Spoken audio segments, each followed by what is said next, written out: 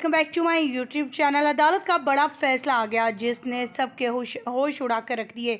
मेहदी अली काज़मी की बेटी का मेडिकल अदालत के अंदर की कहानी रिपोर्टर की ज़ुबानी। सिटी कोर्ट के रिपोर्टर ने तमाम तफसीलात बता दी। आखिर कमरा अदालत में क्या कुछ होता रहा, क्या दलाइल देते रहे, तमाम तफसीलात बताएंगे आज की इस वीडियो में। लेकिन उससे पहले आप सभी से छोटी सी रिक्वेस्ट, हमारे चैनल को सब्सक्राइब और लाइक करना मत भूलिएगा। मज़ीद अपडेट हासिल करने के लिए चैनल को सब्सक्राइब, साथ में लगे बेल आइकॉन को जरूर प्रेस कर दीजिएगा। बड़ी इंपॉर्टेंट आज कोर्ट में समाअत हुई है और उसके अंदर एक ऐसा आर्ग्यूमेंट रखा गया जो बड़ा खौफनाक है, जो अलार्मिंग है, जो इस मुआशरे के लिए अलार्मिंग है। वो आर्ग्यूमेंट क्या है वो आपके सामने रखेंगे और आपके खुद की हवाइयाँ उड़ जाएंगी कि ये किस तरह का आर्ग्यूमेंट ज़हीर के जो लॉयर हैं, वकला बरादरी है, वो रख रही है और इसके ऊपर क्या बहस होगी और इसके ऊपर जज साहब की क्या रिमार्क्स थे, वो बड़े इंटरेस्टिंग है। लेकिन उससे पहले आपको बता दूं कि तकरीबन 250-300 घंटा गुजर गया है, नूर बीबी गिरफ्तार नहीं हुई। ये जो स्पेस है बेसिकली, इसमें खरबों गैलेक्सीज हैं और हमारी जो करीब तरीन गैलेक्सी है एंड्रोमेडा जिसका नाम है, उसके अंदर 1 खरब से ज़्यादा सितारे हैं। उन खरब से ज़्यादा सितारों की भी नीटी ग्रिटी मौजूद है आज के दौर में। इतना जदीद साइंटिफिक दौर में हम लोग जी रहे हैं, लेकिन इस दौर में जब हमें करीब तरीन गैलेक्सी के अंदर सितारों का पता है, उस टाइम में हम नूर बीबी को पकड़ नहीं पा रहे, नूर बीबी को गिरफ्तार नहीं कर पा रहे, नूर बीबी की लोकेशन ट्रेस नहीं कर पा रहे। कोई कहता है वो तारे फलांग कर अफगानिस्तान चली गई हैं, कोई कह रहा है तारों के नीचे से वो ईरान में दाखिल हो गई हैं, कोई कह रहा है अभी भी किसी वडेरे के घर में मौजूद हैं, कोई कह रहा है गुजरात के किसी हल्के में बतौर कैंडिडेट खड़ी हो गई हैं। तो कोई अजीब मुतजाद खबरें आ रही हैं, लेकिन हकीकत यह है कि 250 से 300 घंटे गुजर गए हैं, नूर बीबी बिल्कुल इस केस में गिरफ्तार नहीं हो रही और catch me if you can का जो नारा है वो आज भी उन्होंने बुलंद कर रखा है।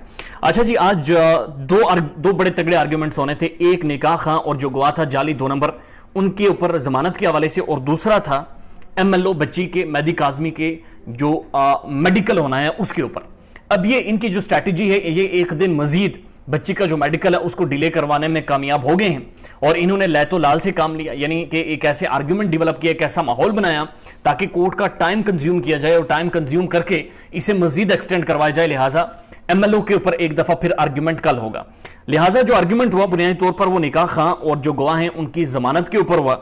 अब ये बड़ा इंपॉर्टेंट चीज है और इसके ऊपर जिब्रान नासिर साहब ने भी बड़े तगड़े दलाइल दिए हैं। लेकिन इसके ऊपर एक बड़ा जो सबसे इंटरेस्टिंग आर्ग्यूमेंट है पूरी इस सारी समात में, वो बहुत इंटरेस्टिंग है।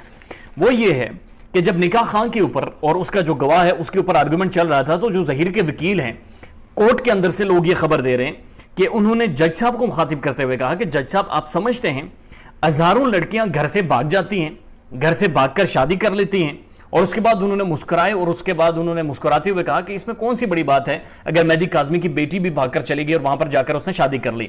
यानी कि वैसा ही आर्गुमेंट है जैसे नूर बीबी दिया करती थी, जो इस वक्त जिनके बारे में मुज्जात खबरें हैं और 300 घंटों से वो मंजर से गायब हैं कि माड़ियां माड़ियां भी नस जाती हैं, एक बड़ी बड़ी गल है। तो ये वही वाला आर्गुमेंट था। तो इसके ऊपर जज साहब के जो रिमार्क्स थे बड़े इंटरेस्टिंग थे और जज साहब ने उन्हें मुखातिब करते हुए कहा कि मुझे ये समझ नहीं आती कि 13, 14, 15 साल की बच्चियां आखिर कैसे सिंध से भागकर या कराची से भागकर पंजाब चली जाती हैं और उन्हें यह भी यकीन दिलाया जाता है या यह भी यकीन होता है कि पंजाब के अंदर उन्हें प्रोटोकॉल दिया जाएगा, उन्हें हिफाजत में रखा जाएगा, उनकी रोटी छोटी खाना पीना सब चीज़ों का ख्याल रखा जाएगा, और वो भागकर पंजाब चली जाती हैं और वहां पर जाकर उन्हें बचाने वाले, उन्हें डिफेंड करने वाले, उन्हें सपोर्ट करने वाली एक बरादरी वहां पर मौजूद होती है। और उसके बाद जज साहब ने कहा इसका मतलब यह है कि स्विट्जरलैंड के अंदर चूंकि खुदकुशी के हवाले से एक मैकेनिज्म मौजूद है और मैं पाकिस्तान से भागकर स्विट्जरलैंड चला जाऊं और वहां पर जाकर खुदकुशी कर लूं क्योंकि वहां पर हलाल है और पाकिस्तान में हराम है, तो फिर कम से कम वो जो खुदकुशी के कवानीन है स्विट्जरलैंड के, उसके हवाले से पहले मुझे बताया जाएगा, आगाह किया जाएगा, मेरी ब्रेन स्टॉर्मिंग की जाएगी, मेरा माइंड बनाया जाएगा, मुझे वर्गलाया जाएगा, मेरी जहन साजी की जाएगी, उसके बाद ही मैं स्विट्जरलैंड जाऊंगा, उससे पहले नहीं जाऊंगा। तो उनका बेसिकली कहने का मकसद ये था, ये जो समझ आ रहा है, जो तासुर मिल रहा है, जज साहब की मुस्कुराहट से भी अंदाजा हो रहा था, कुछ रिपोर्टर बता रहे हैं कि वो भी ये नुक्ता समझना चाह रहे हैं कि आखिर क्या वजह थी कि मेहदी काज़मी की बेटी को किस तरह से उनकी माइंड मेकिंग की गई और उन्हें कहा गया कि आप पंजाब चली जाएं और पंजाब में आपको हर तरह की हिफाजत, तहफ़्फ़ुज़ और हर तरह का प्रोटोकॉल दिया जाएगा। लिहाजा ये बड़ा इंपॉर्टेंट आर्गुमेंट है और यही बेसिक नुक्ता है जिसको सारे लोग समझना चाह रहे हैं। उसके बाद आपको बताते चलें तो एमएलओ के हवाले से जो ज़हीर के वकील थे उन्होंने वाज़ेह तौर पर कहा कि एमएलओ के हवाले से हमारे पास डॉक्यूमेंट मौजूद नहीं है।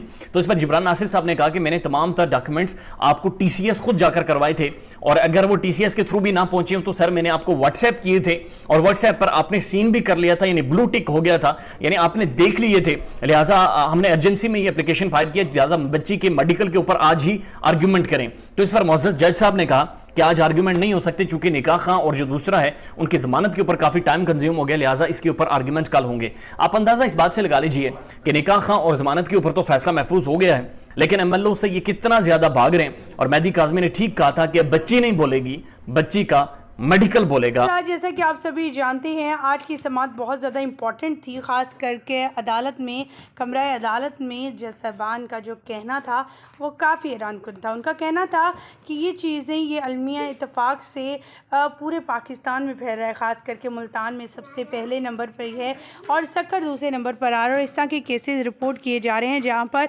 शादी होने के बाद इस किस्म के लोग जो हैं मुकदमा दर्ज करते हैं और कभी कुछ और कभी कुछ कहा जाता है।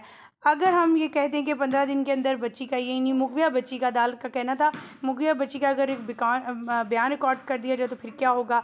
उनका ये भी कहना था कि अगर ट्रायल कोर्ट में फ़र्द जुर्म आयद करने का कहा दिया जाए तो फिर क्या है। बच्ची का 1 हफ़्ते बाद ही बयान रिकॉर्ड कर दिया जा सकता है। बच्ची का 1 हफ़्ते बाद ही बयान रिकॉर्ड होना चाहिए था।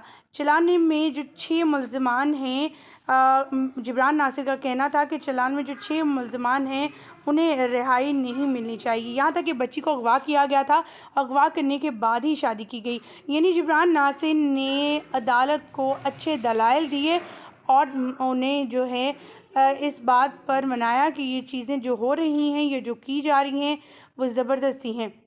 लेकिन कमरा अदालत में जज साहिबान का भी कहना था अगर 2 साल बाद भी बच्ची आकर यही कहे कि वो जो है वो जाना चाहती है और उसे अगवा नहीं किया गया तो फिर क्या करेंगे।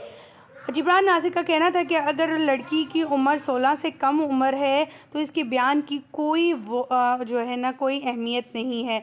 कमरा अदालत में मौजूद जज साहिबान का कहना था कि बहुत से केसेस सुनने में आ रही हैं, लेकिन ज़्यादातर सुनने में आ रहा है कि कराची या दूसरे जगहों से लड़कियां ही लाहौर जा रही हैं। आखिर ये लड़के क्यों नहीं जा रही हैं।